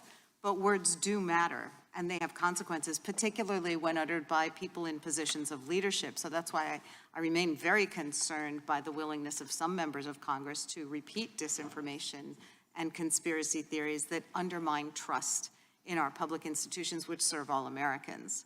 And when elected officials embrace overheated or fact-free rhetoric, it becomes dangerous. I have been heartened, as many national leaders have unequivocally condemned calls to violence, and I would urge all members of this body to do so and continue to do so, regardless of the party affiliation of the perpetrators or the targets of such threats. You and our other national security officials have repeatedly warned us that foreign actors are actively working to spread disinformation, to influence our elections and discredit our public institutions, and we shouldn't be aiding and abetting them. So to live in a country that we aspire to, where our most valued democratic processes like free and fair elections can be carried out unimpeded, and people can run for office, serve their communities, and exercise their right to vote without fear of violence, we've had some concerns about violence around our elections. In 2020, the endorsement and promulgation of falsehoods about the election results by the former president and his campaign led to threats and attacks against election officials and poll workers in Pennsylvania. And those falsehoods also wasted millions of taxpayer dollars on frivolous lawsuits and extraordinary security costs. So as we're again approaching November, we want to ensure that those who implement and defend our elections, our neighbors and our nonpartisan civil servants, can do that important work free from conspiracy theories and threats. So we know our local law enforcement across Pennsylvania are preparing for some disruption and threats because while Pennsylvania may be a battleground state in the upcoming election, that battle should obviously be a war of words over policy and the vision we're charting for our country's future, not an actual civil war. So how is the FBI working with state and local law enforcement to prevent and respond to election-related violence, particularly against election workers? So in a variety of ways, we're partnering with state and local law enforcement. Obviously, the physical security in the first instance, in most of the respects you're talking about, is in the ordinary course, the responsibility of state and local law enforcement. But we play an important role in a number of ways. So we share, threat bulletins, information like that about things to be on the lookout for, things we're seeing. If we ever have specific threat information, then we work to get it to the right people. We have election crime coordinators, which we've had for decades in all 56 field offices who have existing relationship with not just state and local law enforcement, but election officials, especially focus on security and threat-related issues. And then, of course, we're participating in the election threats task force that DOJ set up, which is focused on threats of violence or actual violence against election workers specifically. And we've had a number of arrests and even some convictions already on that. Okay. Thank you for your input. I yield back. Gentleman yields back, Director. It's my intention to go approximately another half an hour. Then we will break for the Prime Minister of Israel's address to the Congress on the floor, give you a chance for lunch, and then resume after that. But we'll keep pushing through for the next half hour if we can. The gentlelady from Indiana is recognized. Thank you, Mr. Chairman. Thank you, Director Wray. I think you have a little bit better tone in conversation, so I appreciate it, and answer some questions, so I appreciate it. Hopefully you'll answer also on 2 letters that I sent you over a year ago, one related to Durham report, and the other one related to Russian infiltrated SBU that collaborated with FBI. So hopefully we'll get these answers, and hopefully we'll start doing authorization. Don't you think doing authorization would help us to get better answers? Congress should be probably working authorizing your agency. Don't you agree with that? We work very hard to try to get information to this committee and to other committees. But authorizing spending probably would be a good thing for us to do. Don't you agree? Oh, I'm sorry, authorizing what? Our spending, not just doing appropriating, but actually doing authorization of spending through this committee. Yes. Okay, thank you. We might start doing that. But we can talk about, and a lot of my colleagues on the other side, AR-15 gets a lot of bad rap, like to bring it up, this issue. But really, there are a lot of hunting rifles that probably maybe even more accurate than a lot of ARs. And don't you agree? We have like millions, right? Don't you agree? We have millions of rifles owned by law-abiding Americans. So do you think we should be taking them? Millions of rifles from law-abiding Americans? What do you think about that? Would that be something feasible, and really we should be doing that? Well, again, I'm not going to be addressing anybody's specific legislative proposal. From our perspective, from the FBI's perspective, the concern is any dangerous weapon in the wrong hands. But all weapons in the are hands dangerous. of the wrong person. But all weapons are dangerous, right? I'm sorry? All weapons are dangerous. Knives are dangerous, Sure. Explosives are dangerous. There are a lot of weapons are by their very but are we going to be definition confiscating, hunting rifles and rifles for millions of Americans? Do you think it's even feasible to do something like that from law-abiding citizens? It's not something I'm advocating. Okay, well, thank you. I appreciate that. So we have to go back. That was a catastrophic failure of security. That's what's happened, recently with attempted assassination. Don't you agree with that? Well, I think former Director Cheadle has already publicly acknowledged that it was, I think her words were, a significant operational failure. Then we had, similar situation, a different, talking about bad optics. Speaker Pelosi at that time didn't want to have bad optics on January 6th, and we didn't have proper security here on January 6th. That was a catastrophic failure too. Are we looking at that? Any one conclusion was made from that? Have we made any adjustments?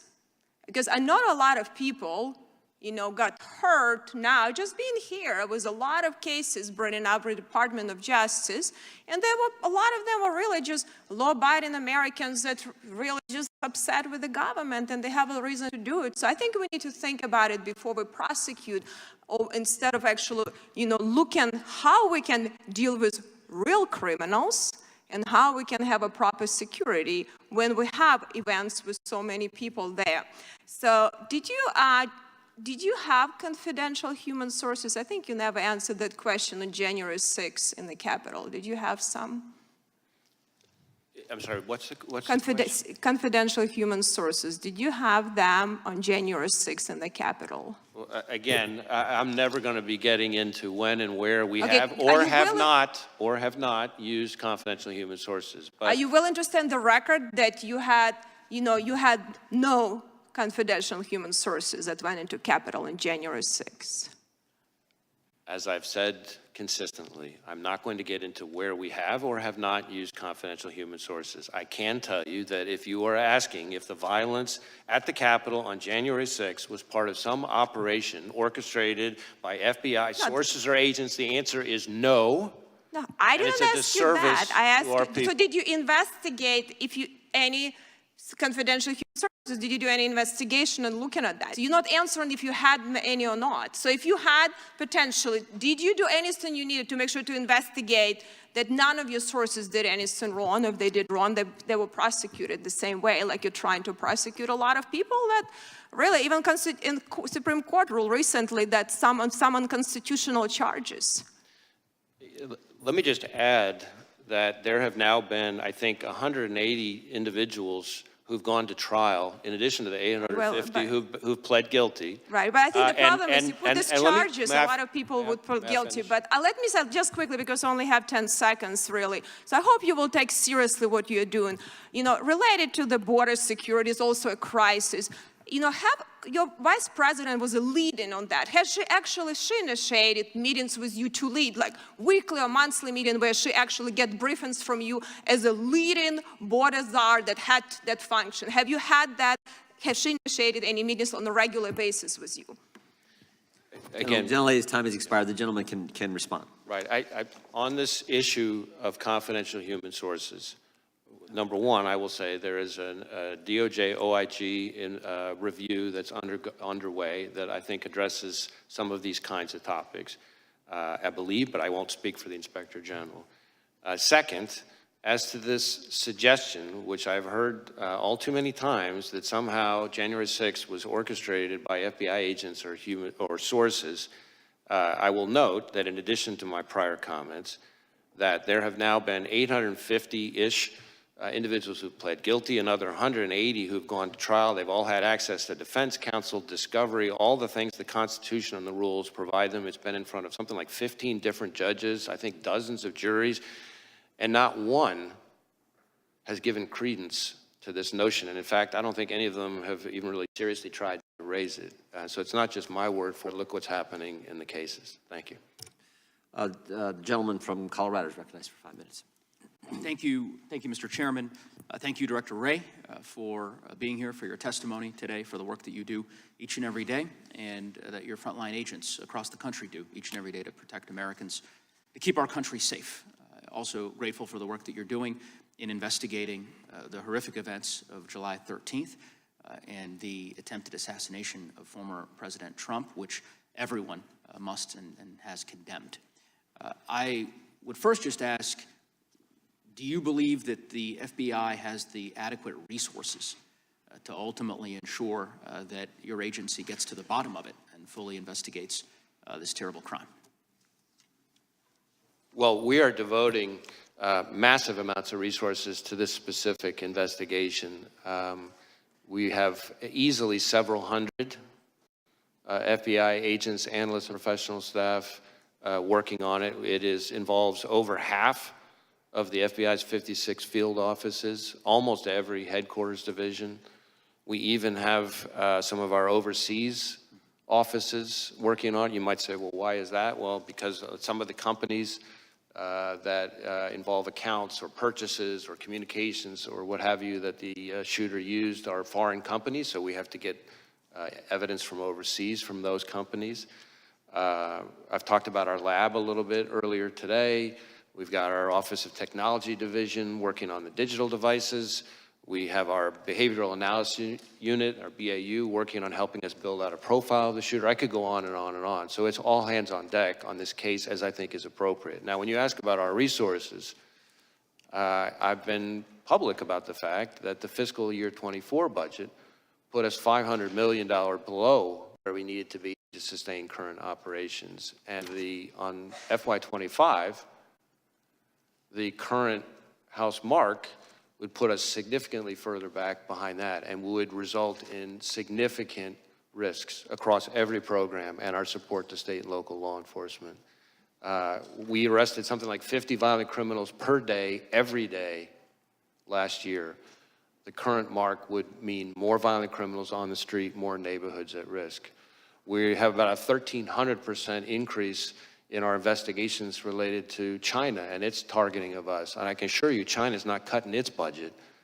This would mean more threats from China. We have something like 300 to 400 investigations just into cartel leadership. And about hardly a week goes by when some FBI field office isn't seizing enough fentanyl to wipe out an entire state. Those cuts means more fentanyl on the street, more people dying. So the people who suffer the most are state and local law enforcement and the American people we're sworn to protect. And so I look forward to working with Congress, but we really need to be smart about what we're doing, and I think that would be a step in the wrong direction given the threat environment that we face. And I couldn't agree with you more, Director Wray, and of course we've talked about this during previous hearings in which you've testified, and to be clear that I think the budget that House Republicans have proposed, which is about a $325 million cut to the FBI, would do precisely what you've described and have deleterious impacts for public safety across our country. And House Democrats are certainly working to prevent those cuts from taking place. You've talked at great length about the events of July 13. There's justifiably a lot of public interest in the investigation, which we understand is ongoing. Wonder if you might, if there's anything that you'd like to disclose or provide to the committee or to the public that perhaps has not yet been gleaned during the course of this hearing, and just give you an opportunity, because there's a lot of folks related to the investigation. Yeah. One thing I can give an update on, which is pretty fresh here. We had some conversations with some of the members about the access to the roof and the ladder and so forth. And our evidence response teams and their forensic collection, we now believe that the subject climbed onto the roof using some mechanical equipment on the ground and vertical piping on the side of the AGR building. In other words, we do not believe he used a ladder to get up there.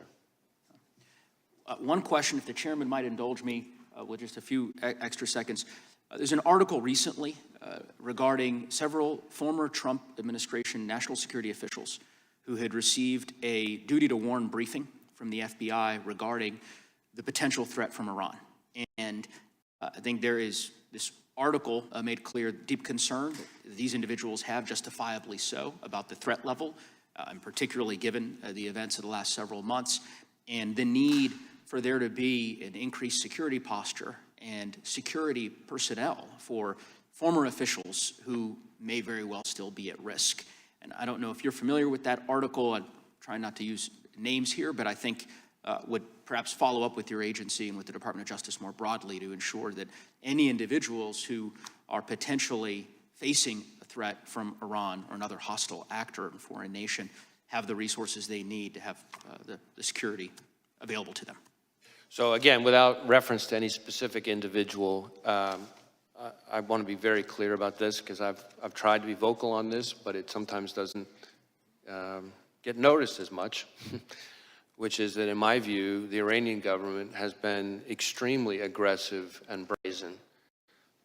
We have seen in the last few years an attempt, I'm speaking just from public information now, an attempt to assassinate a former U.S. National Security Advisor on U.S. soil.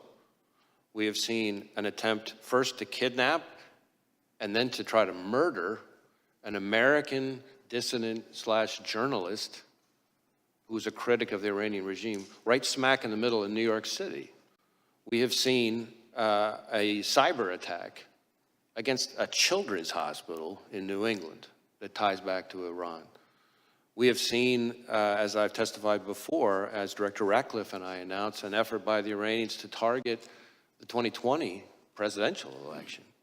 And that's all before you even get to the fact that the Iranian government is the leading state sponsor of terrorism. So if that's not enough to convince people that Iran is a threat, I don't know what is.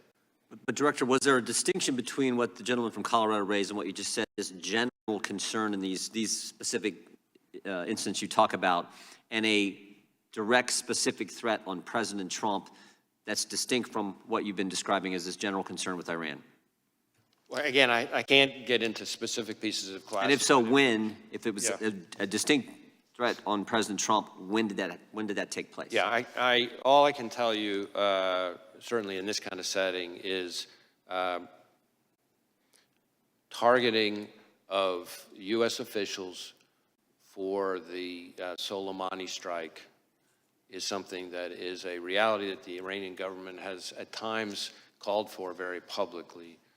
And whenever there is reporting, let me try to answer your question this way. Whenever there is reporting about any of those protectees, we share the information in a variety of ways, working with the intelligence community, working with whoever is the protective service with responsibility for that individual, and we do it in a timely way using the duty to warn process that was just referred to. And to my knowledge, everything along those lines that's relevant was shared in a timely way with the relevant people. Thank you. The gentleman from Wisconsin is recognized. Director Wray, thanks for being here. Where were you when you heard that President Trump was shot, and then what were like your immediate actions, response to that as director? I was about to have dinner with family, and I was horrified and angry. I'm just thinking, the reason I asked the question is because I'm still trying to figure out kind of the lanes, what the FBI would respond to and what the Secret Service has the responsibility to respond to. Can you just kind of cover that again? Sure.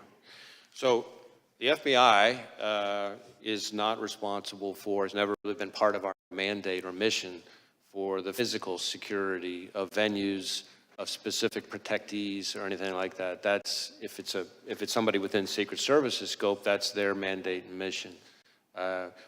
We are a law enforcement and intelligence agency, and so if you think about it this way, we're the Federal Bureau of Investigation. We're not the Federal Bureau of Security. You might say, well, what's the difference? Well, there is a difference. We investigate crimes. We investigate threats to national security, but we don't, questions about security posture, the adequacy of resources and assets that were deployed to protect a specific individual, whether there's enough security, and certainly the staffing of that security is not something the FBI, again, we're 116 years old, has historically done. So at this point, have you been able to go through the shooter's home and kind of document kind of what you found as far as evidence goes? So we have been able to search the shooter's home. So again, just sort of tying your first question to your second question now, our role is to conduct an investigation of the shooter and the attack. And so we're going to conduct a painstaking, intense investigation of that.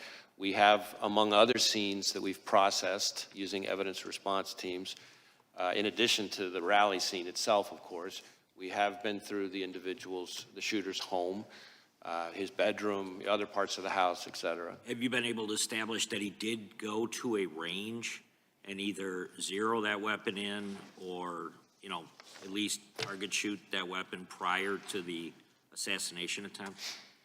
So we do assess that he went to a shooting range the day before, not the only time he went to a shooting range. He was a fairly, avid might be a little strong, but a fairly avid, shooting hobbyist. And so he went to, belonged to different sort of clubs and went to certain ranges and that kind of thing. We do believe, based on what we've seen so far, that he went to a shooting range the day before and that he shot an AR-style rifle at that range the day before.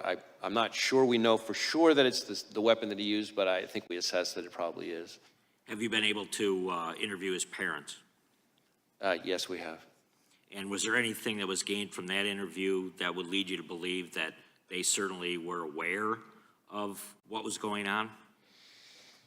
I guess I want to be careful about talking about specific people's interviews, but I would say that his parents were cooperative with us. And as I've said before, and hopefully this gets at your question, we have not identified any accomplices, co-conspirators, or anything along those lines. So it's the FBI's position right now that he still acted independently. Again, we're still, I know it seems like a lifetime since July 13th, but we're still early stages, but we have not seen anything so far that would suggest to us that he acted with others. How does the FBI view not just a Trump rally, but political rallies versus other types of events, from a security perspective, compared to a college football game or any mass, large crowd type gathering? Because I think one of the things that's most difficult to really to swallow at this point is that the idea that these Trump rallies have been happening for years and that there could be such a lax approach to the physical security of those fairgrounds that day. And I'm wondering, where does this fall? And then on top of that, that there were other presidential candidates out there that didn't have full Secret Service protection. RFK Jr. has been the most vocal about it. I was wondering if you could comment on the facilities as well as providing security for presidential candidates. Well, again, I want to be a little bit careful to stay in my lane because, again, security posture and the adequacy of the security posture is really the core expertise and responsibility of agencies like the Secret Service. But certainly it is, I think, fair to say that outdoor events, whether they're political rallies or, as you say, you know, a college football game in an open stadium, a concert, these are places that are often, you know, particularly challenging to secure adequately because the range of threats that can face them are higher. In addition to that, has been discussed a little bit here already in today's hearing, just threats to public officials, including politicians, is an increasingly pervasive part of today's landscape. And so that adds to the challenge. So you're talking about the combination of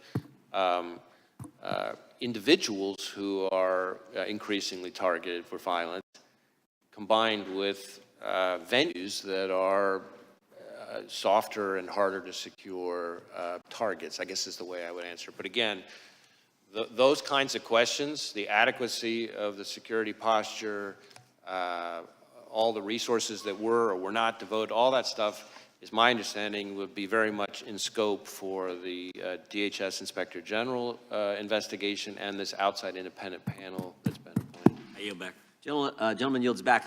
Director, I think we're going to be able to get 2 more members' times of question, then we have to get to the floor for the Prime Minister. Gentleman from Georgia is recognized. Thank you, Chair Johnson, and thank you so much, Director Wray, for your transparency and your testimony today. First, I want to say my friend, my mentor, Congresswoman Sheila Jackson Lee, was known by many as the voice of reason here in Congress, and she was my friend before I even came to Congress. And in my freshman year, she kind of took me under her wing and she kind of showed me the ropes. And she was a force to be reckoned with. And I can say that she will never, ever be replaced. And she was a trailblazer, and I know that she will sorely be missed here in Congress. Director Wray, I only have one question for you today, but before we get to that point, I'd just like to reiterate today that political violence is never acceptable. Regardless of how different our political values and views are, attempted assassinations are a stain to the very democratic ideals of this nation. We have endured riots on Capitol Hill on January 6th, where a literal noose was erected on Capitol grounds, intended for then Vice President Pence and Speaker Emeritus Nancy Pelosi. Political violence against election workers, that has been expressed today. An attack on Paul Pelosi, Nancy Pelosi's husband. Threats against the FBI agents, as you have expressed, and prosecutors, and threats to the staff who serve the public every single day. Congressman Connolly's staff was targeted and attacked last year. And now we have the attempted assassination of a former president of the United States. All of this within just the last 3 years. This violence simply needs to end. The assassination attempt on Donald Trump was, by the grace of God, a failure. The weapon the 20-year-old man was able to obtain, an AR-15, generally has a shooting range up to 600 yards, and shot Mr. Trump from almost 150 yards away. This weapon has the ability to kill multiple people in seconds. And sadly, Corey Compatore lost his life because of this man and because of this gun. Mr. Compatore's family will never be the same. Trust me, I understand that more than anyone else in this room. Is the near loss of a former president enough for this Congress to finally take action? Because there are 206 of us that are already standing in the wings, ready to take immediate action to ban assault weapons today. We need only 12 more of our colleagues to join us in courage and move the legislation to save lives of so many of the people that we are elected to serve by removing assault weapons from the hands of people who simply should not have them in their possession. We are crippling our democracy, and we are ripping apart our fellow Americans until we do. I ask today, because it is clearly it wasn't enough to take action when the lethality of assault weapons, we lost 26 and 7-year-olds and 6 teachers in 2012, when I also lost my son to gun violence, or 14 teenagers and 3 more teachers in 2018, nor was it enough when we lost 19 more children and 2 more teachers in 2022. Well, is it enough now? Now that a former president, the very president that many of you in this room are hoping will be reelected, almost lost his life because this Congress has failed to reinstate an assault weapons ban. A ban that, by the way, Republicans joined with Democrats to pass 30 years ago. Well, fine. If y'all don't like assault weapons ban, we can bring another bill that I have introduced to a vote, the Go Safe Act. This bill focuses on the components of the semi-automatic firearms and regulates their infrastructure, sale, and transfer. This, again, is not the time for thoughts and prayers. This is a time for action. Director Wray, just one question I have for you. Would you rather have your officers protected or protect someone against an assault weapon being shot from 147 yards away, or a standard pistol with no accessories attached? Well, again, I'm going to refrain from appearing to comment on specific legislative proposals, but I can tell you that we have certainly concerned about the danger to law enforcement from any kind of high-powered weapon in the wrong hands. And it hits close to home for us because just not that long ago, 2 great agents, Laura Schwarzenberger and Dan Alphen, down in Miami, executing a search in a crimes against children case, were shot and killed by a subject with an automatic weapon. So again, dangerous weapons in the wrong hands is something that, of course, from a law enforcement perspective concerns us, but I'm not going to wade into the legislative process. Well, thank you for that answer. I'd rather give our agents a fighting chance, and I yield back. Gentlelady yields back. Gentleman from Oregon is recognized. Thank you, Mr. Chair, and thank you, Director Wray, for being here today. So we spend $3 billion a year, excuse me, on the Secret Service, $3 billion. And it would seem that we could and should have had a better job done a few weeks ago on the 13th than what we saw. Will you have anything to say about correcting what are the obvious deficiencies in what the Secret Service did? Well, for the most part, the deficiencies or adequacy or inadequacy of Secret Service's performance, decision-making, resources, all that stuff is in the purview of those 2 other investigations. That is the DHS Inspector General and the outside independent panel that's been announced. Having said that, our investigation, which, as I've testified now, involves several hundred FBI employees and every asset we can bring to bear, of the shooter, again, our investigations of the shooter and his attack, of course, involves interviewing law enforcement, including lots and lots and lots of Secret Service people. So we'll share all that with those reviews so that they can answer those questions. The reason I'm asking this is because this isn't the first time the Secret Service has been before Congress. There was a 435-page report issued in 2015 by Congress saying, fix yourself. They didn't. In fact, there was a follow-up in 2019 where they had only done a few of the, I think it was 18 or 19 different specific things they were supposed to do. They'd done some, but certainly not all. There was another follow-up in 2022. And again, the Secret Service had not done what Congress had asked. I guess my question to you, Mr. Director, is what should Congress do? A 435-page report 9 years ago, and still the Secret Service didn't do what it was told to do then. Can you help, Director Wray? Because this type of performance is not acceptable. Well, I think even former Director Cheadle has acknowledged that this was a significant operational failure. If there are ways for the FBI to be helpful beyond what we're already doing in terms of our investigation, we stand ready to try to be helpful. I do want to say, as somebody who's been in law enforcement for most of my career, I've worked with some just phenomenal Secret Service agents. I'm going all the way back to my time as a line prosecutor, and they have an incredibly hard job, and I have a lot of affection and respect for the men and women of the Secret Service. I'm sure you do, and I'm sure you're right. But the trouble is, when Congress says you need to do these 19 things and they don't, something needs to change. Now, the director has resigned, but you're going to be in a position, because your agency is doing such a careful review, to say a lot about what should have been done.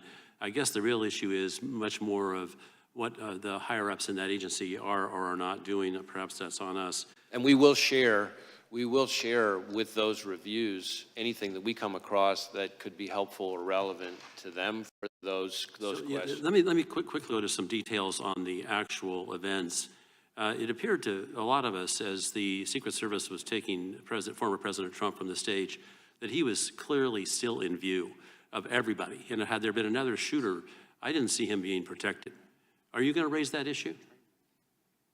I think that's really more in scope of these two other reviews. Let me go both of them. Okay, that's fine. Let me go to the shooter as he was on top of the roof. Apparently another officer from another police division saw him and quickly ducked down because the shooter aimed a gun at him. And then the shooter apparently, was he prone at the time he took the shot toward the president? So my understanding is that the local officer that we're talking about, with the assistance of another local officer, was able to kind of get up and see onto the roof where he observed the shooter, I believe, in a prone shooting position. The shooter then turned and faced him, the local officer, with the weapon. From the prone position. That's my understanding. And then he went back to the prone position. And this is all seconds before the shooter took his But that entire time, the shooter was in the scope sight of the counter sniper, correct? That one I'd have to double check on. I know we've interviewed the counter sniper, but I'm not sure I know the answer. The counter sniper didn't take a shot until after the assassin attempted to shoot the former president and others. He got off 8 shots before the counter sniper shot the shooter. What's with that protocol? Can you get that fixed? Well, I really want to be careful not to be, given the scope of our investigation, somehow second-guessing the very difficult act and decision it takes for a counter sniper to kill another human being in that situation. Yeah. It's all happening in seconds. So 8 shots. Yeah. And that was after he'd been seen for 20 minutes. I yield back. Thank you. Director, that's an important question, though, because you've talked to the counter sniper.